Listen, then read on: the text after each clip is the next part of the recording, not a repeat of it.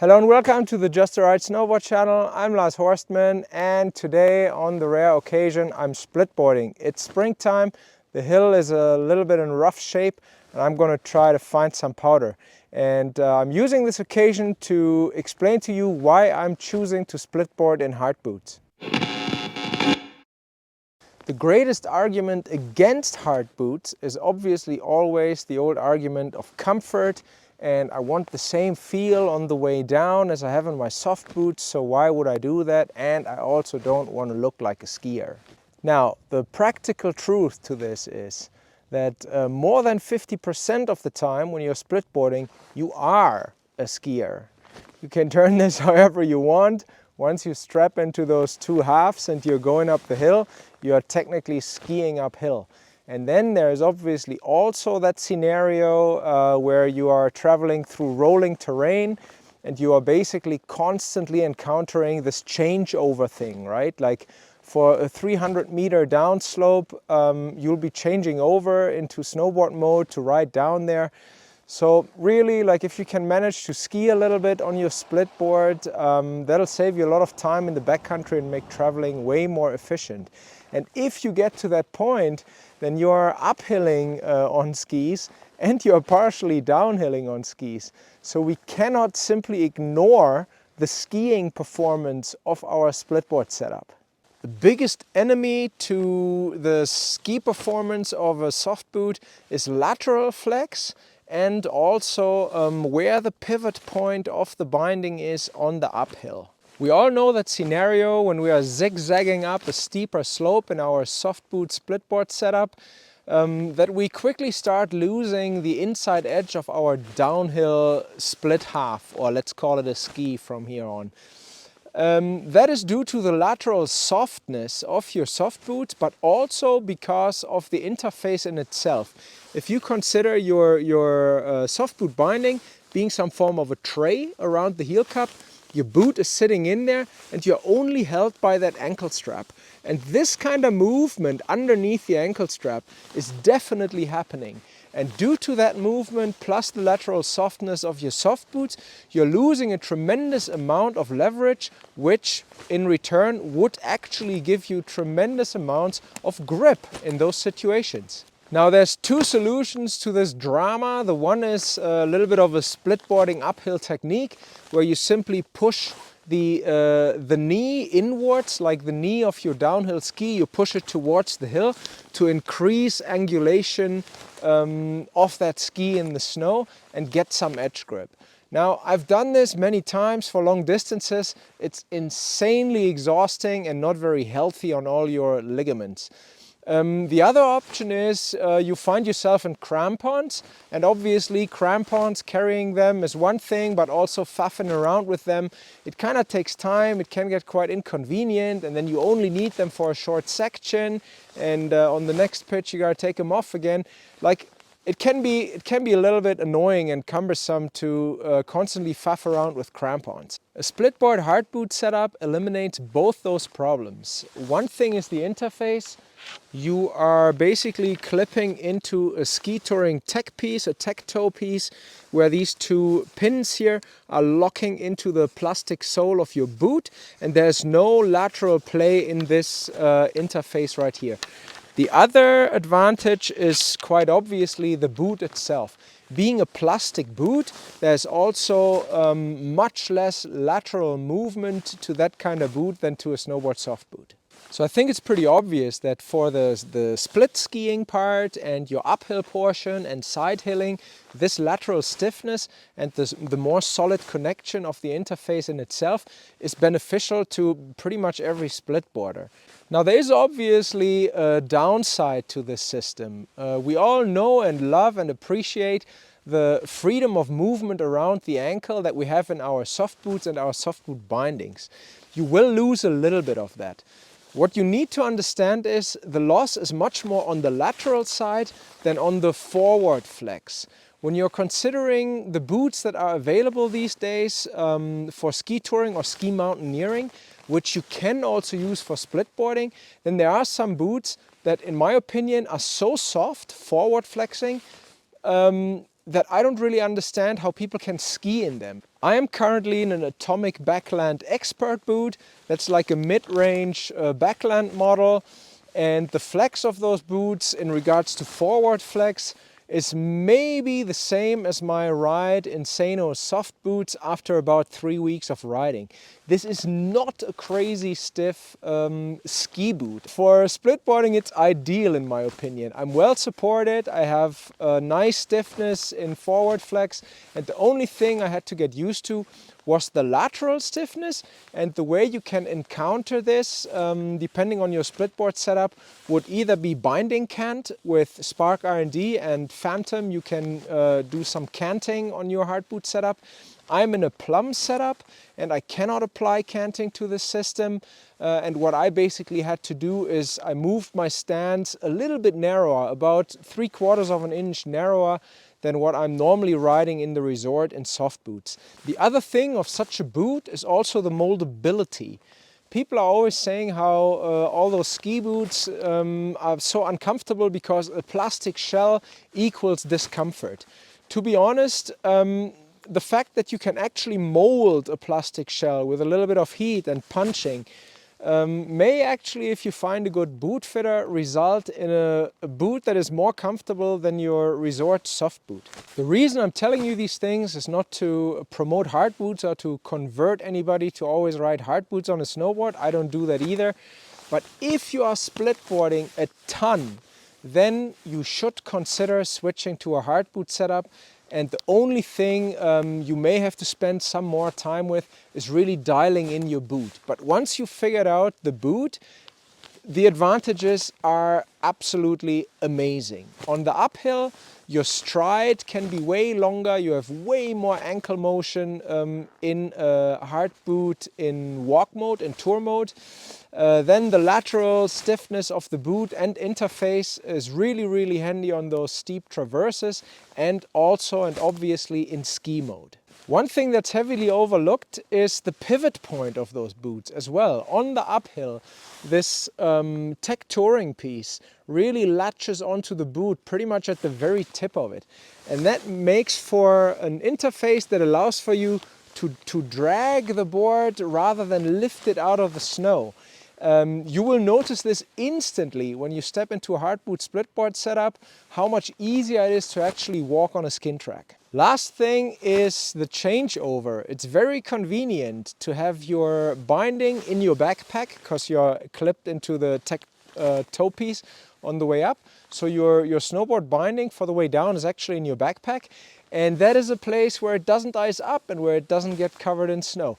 So you're basically pulling out a dry, perfectly fresh binding, and all you have to deal with is a little bit of icing around the interface on the board. All right, on the skin track. And every time I'm splitboarding in hard boots, I'm just impressed with the ease of this. Take a look at the range of movement that I get. Look how far I can go back. This is literally like walking up here in a hiking boot with my splitboard attached to my feet, plus the lateral stiffness benefit that I explained earlier.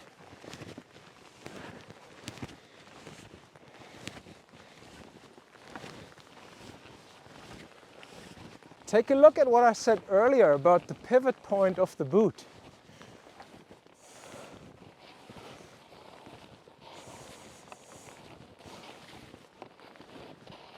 It's very easy to simply keep the board on the snow and drag it behind me rather than lifting it up all the time. If the pivot point is further back, you will naturally tend to lift the board halves up a little more.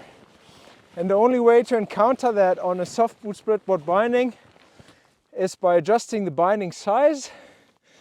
The heel cup, move it back, make the binding bigger, and then you get the pivot point close under your toes. The downside of that scenario is that you will likely, on the downhill, then also end up with a non-centered boot. You'll have more heel drag than toe drag.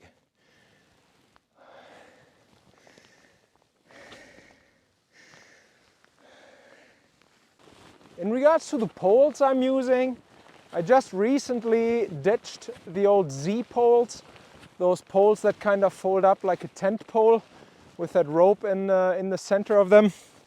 And I went back to a standard 3-piece telescopic pole. That's a black diamond pole, expedition poles I believe. These poles are so much more sturdy. Yeah, I bet some of you have experienced these Z poles breaking left, right and center. They're simply not that sturdy. And to be honest, the idea of being able to collapse those Z poles and put them into my backpack, it is a nice idea, and these don't fit into the pack, they need to be on the outside. But at the same time, those poles also don't really stay together that well in a backpack. And I've come to find that it's quite the hassle to deal with them in your pack. They take up a lot of space. Clipping these guys under a strap on the outside of the pack is really pretty easy. Whatever pole you choose, make sure you have an extended grip. What happens is that on the uphill, the hand that is facing the uphill, you will likely grab the pole a little bit lower just to make it level. So having that extra grip there is pretty nice. And then also you want like a nice little nose here, that plastic extension in the top. You can, when you flip the pole around like this way, you can use this little hook, let's call it, to deal with your heel risers, for example, on your bindings and all kinds of other little handy things. I hope you'll be able to see this one. The other thing that I find quite a bit more efficient with a hard boot setup is doing kick turns. So you always want to walk past your new trajectory a little bit further up the hill. Set your downhill edge nicely, and then you can see this here maybe. Bring the other foot around like so and set that edge really well. You want to be safe on this new foot here. And now as I lift my right foot, my downhill foot, I'm going to tap the heel down a little bit, and that'll lift the nose so I don't catch it on my uphill slope on my right. That's a kick turn, and I find the pivot point of a hard boot, there you go, makes it a little bit easier to actually get some good push down onto that heel piece. All right, flat section ahead. I can flip down my heel risers, and you can do that with the pole basket. You can get them down quite easily like this. And in case you need them up, it's easier to flip your pole around and grab this hook and just lift them up. Pretty straightforward really. Depends a bit on your heel riser design. Some are more of a pain in the butt than others. These ones here are the Spark R&D hard boot risers, and they work excellent for me here.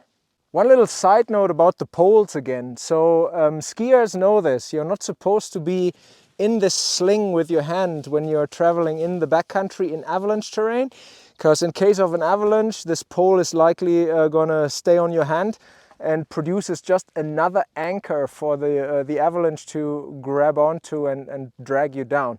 So lots of backcountry people simply remove these straps. The reason why I'm not doing that is that I need them to attach the poles to my backpack, and I'll show you that here in a second.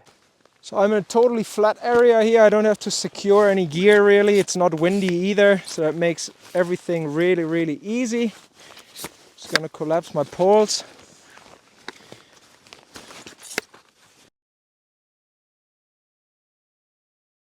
All right, I don't really mind dealing with skin savers or so-called cheat sheets. Some people say you should only store them with those things on. I just don't like my skin sticking together. I've had bad experience with glue sticking together. So I'm using these, and the way I think is most efficient is to just remove 1/2 of your board. Pop this thing on there. So mine are cut in half, right? It's a half a sheet, and I'm sandwiching my skins in there, and that's it. Yeah, of course, you need to be careful not to lose them, in particular when it's windy. That can be a pain in the ass.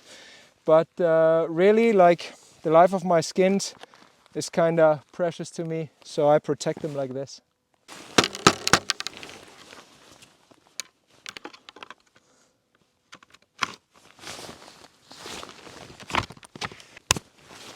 Ice build up there. All right, and then bindings simply come out of the backpack. It's another nice thing about this system. Bindings are dry and free of ice.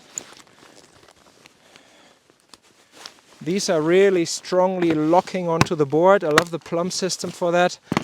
It really pulls the halves together rather than only operating on downwards pressure, or a puck system where you're basically just sliding the binding on. So this system is quite neat. There you go. So, and here's what I said earlier to you about how I use the wrist loops here for my poles. I basically run the strap, the lower strap here, the compression strap of my backpack, through these loops. So now on the downhill I can't lose these, right? And then the top of the pole just goes through a side clip, or maybe through this one, depending on what I have. And this for me is the way how I'll get my poles down the hill safely. With the loop here I can't lose them. I'm not going to whack myself in the head if I fall either, and I'm saving quite a bit of space inside my pack. Alright, we're ready to go down. Easy peasy. Clipping into these guys. I keep my risers up because otherwise they're in the way with my binding. Here we go. Have fun everyone. Take care out there. Peace, peace. Ah, woo!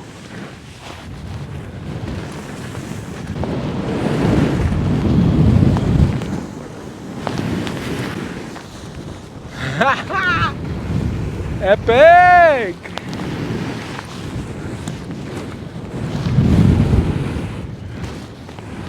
Woo! Good times.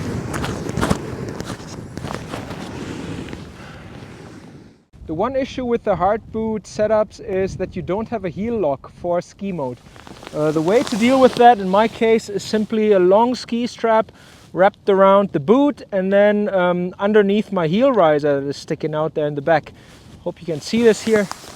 Works like a charm. I don't use it all the time, but I got a longer ski out here on a very flat cat track out of the resort. So yeah, I'm putting those on. It helps. Easy thing to do. What you want to be careful with is that you always weight the inside edge of your outside ski and never put too much weight on the outside edge of your inside ski.